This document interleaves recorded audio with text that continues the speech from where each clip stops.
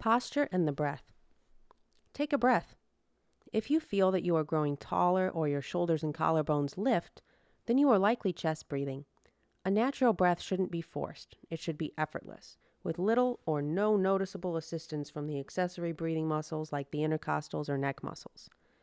Even if you take a deep breath, your shoulder and collarbones should not rise. Instead, you should feel your rib cage expand outward.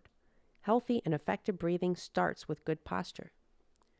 One reason poor posture is so bad for us is that it significantly impairs the diaphragm's ability to function properly. Think of a drum head, the part that you strike to make a noise. It sounds best when it is pulled uniformly taut. If you squeeze the opening of the drum, then you will warp the drum head and the drumming will sound awful. The diaphragm is similar. It works best when it is equally taut, as it naturally is when we have good posture. When we slouch forward and roll our shoulders in, the chest compresses and the sternum and rib cage have trouble expanding. The diaphragm isn't able to contract properly and pull down to expand our chest as we inhale. Poor posture leads to compensatory breathing patterns, like lifting the shoulder and collarbones, which can lead to chronic back pain. These types of compensatory breathing patterns also stimulate the nervous system stress response that creates feelings of anxiety and depression. For proper posture, whether sitting or standing, the spine should maintain its natural curves. The lower lumbar spine should have a mild lordotic or inward curving shape. The upper thoracic spine should have a mild kyphotic or outward curving shape, and the neck should have a natural lordotic curve when the head is not extending forward. The shoulders should be slightly forward in a neutral position and not pulled back like a shoulders when standing at attention. The pelvis should be tilted slightly forward while sitting and neutral while standing. With good posture, completely relax and soften your stomach.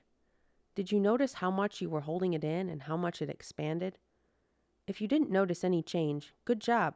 One less thing to fix. To fully relax the stomach can be challenging for most people, especially athletes, because we tend to hold our bellies in the most. I work with many athletic people, and when I train them to relax the stomach completely, most of them physically can't. Not because the core is so strong, but because they've been subconsciously holding it in for so many years they don't know how to fully relax their core muscles.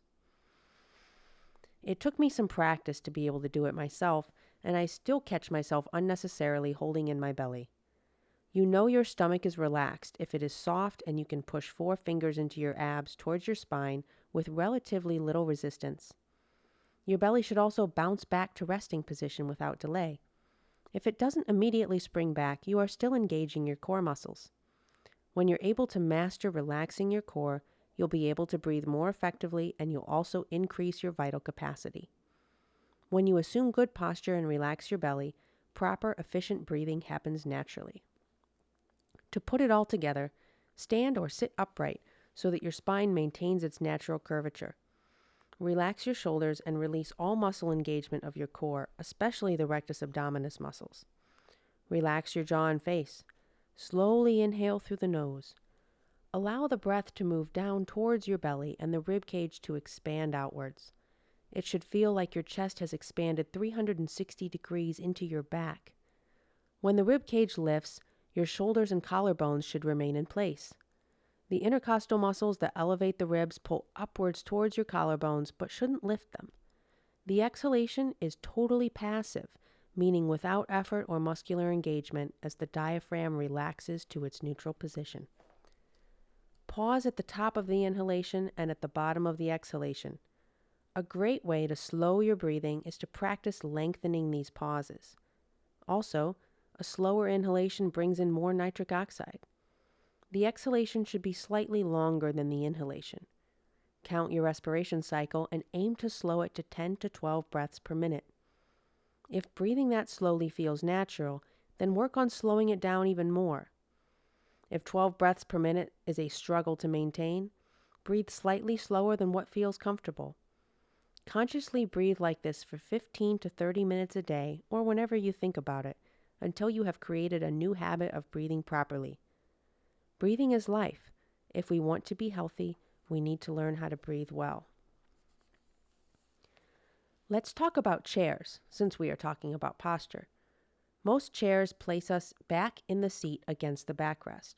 The front of the chair is higher than the back of the chair, and the knees are higher than the hips. While sitting like this might be comfortable because it takes little effort, it is a significant contribution to low back pain and major back problems, weak core stabilizing muscles, and poor breathing patterns.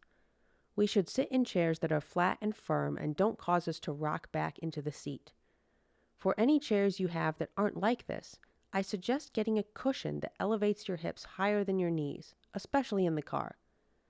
The best place to sit is on the floor, preferably with a little cushion to elevate your hips so you can naturally align your spine. Sitting should be active and take a little effort to maintain. You know you are sitting right when you feel a need to get up and walk around every 30 minutes or so.